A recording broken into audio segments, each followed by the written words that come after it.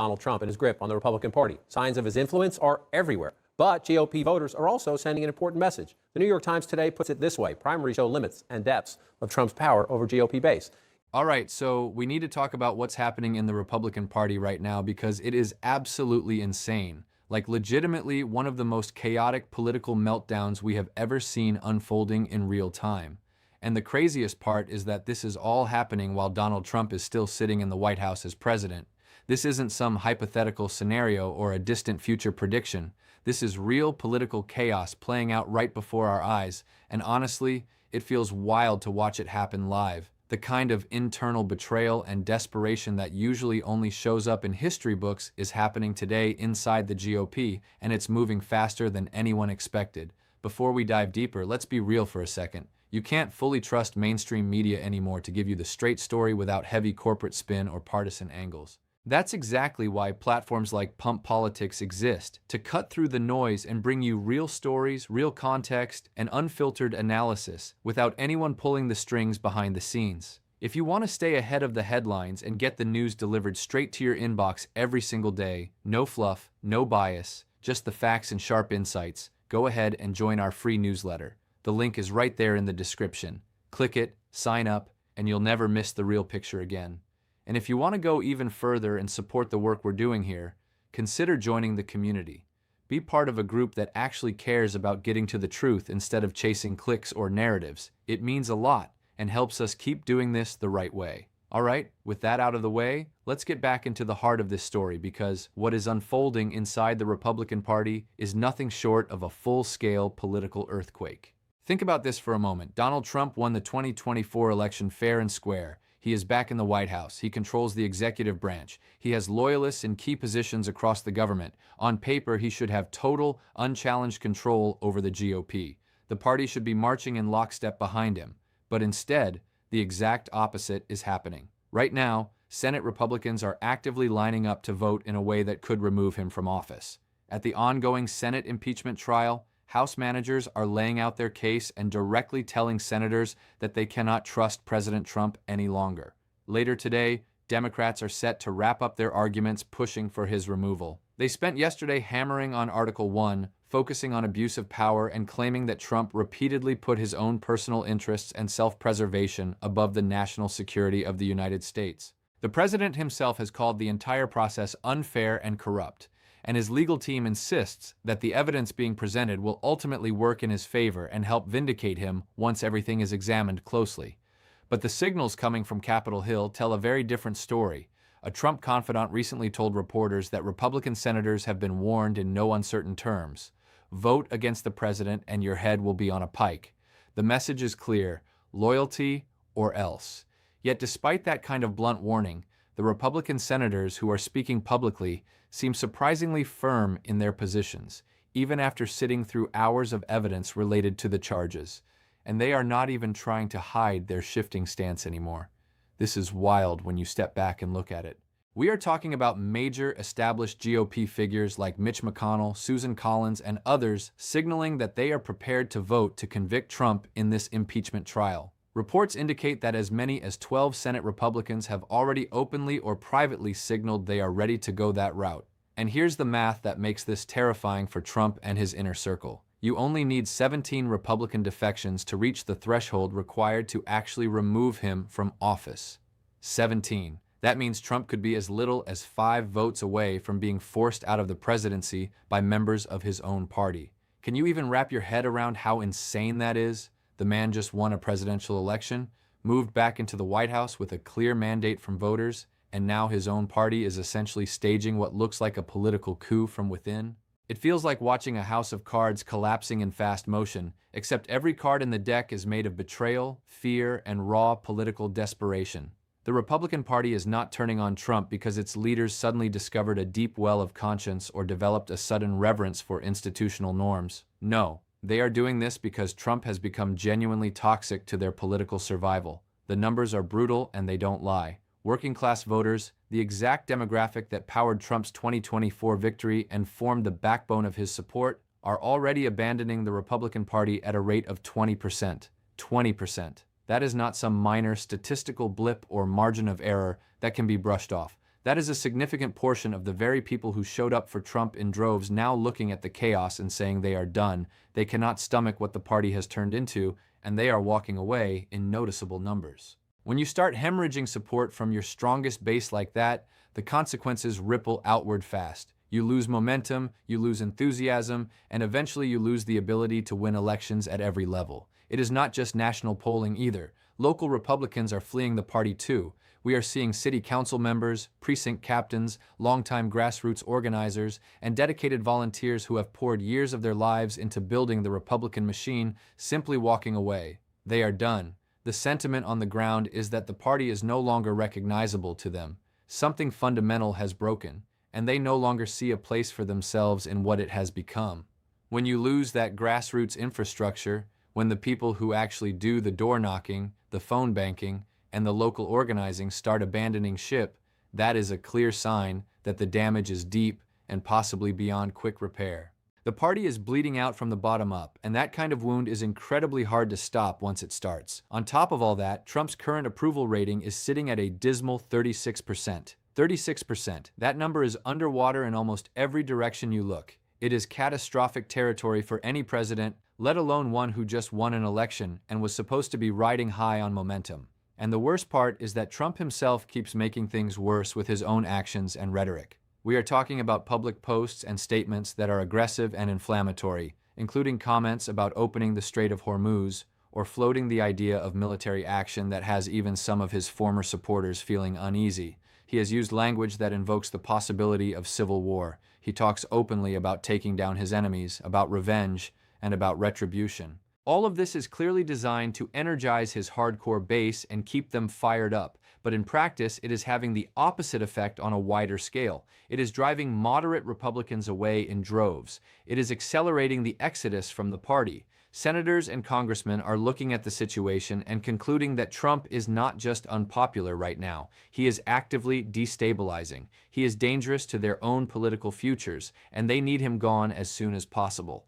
The Senate is watching all of this unfold and reaching the same cold conclusion. Trump has become a massive liability. He is going to tank their chances in the upcoming midterms. He is going to drag the entire Republican brand down into a political abyss if they let him stay in power. The thinking inside the caucus is clear. We need him out now, not next year, not after the midterms, but immediately. What makes this moment even more striking is that many of the same Republican senators who defended Trump through years of controversy, who protected him, who enabled him time and time again, are now openly stating they will vote against him, and they are not doing it quietly in backroom conversations or through anonymous leaks to the press. They are saying it out loud, on the record, for everyone to hear. That tells you the political calculation has shifted completely. These senators believe they have a better chance of surviving the midterms and keeping their seats if Trump is removed from the equation and Vice President Mike Vance steps into the top job.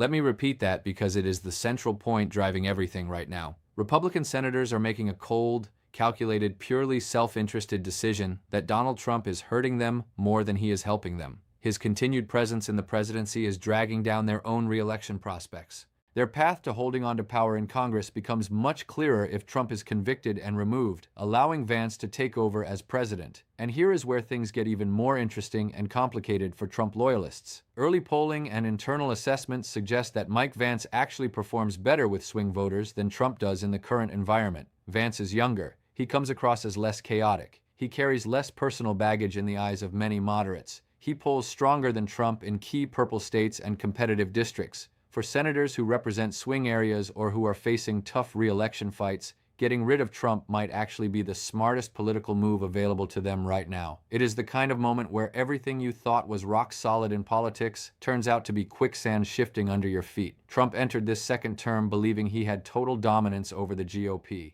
He thought the party was his personal vehicle, that he held absolute power, and that no one would dare challenge him. Instead, he is watching the party crack apart and turn against him in real time. The people doing the cracking, the ones effectively stabbing him in the back, are the very Republicans he helped elevate, the ones he appointed, campaigned for, and expected unwavering loyalty from. At the same time, the Department of Justice is in disarray. The broader judicial system is hitting him with fines and contempt charges. And now the Senate itself is preparing to potentially take him out.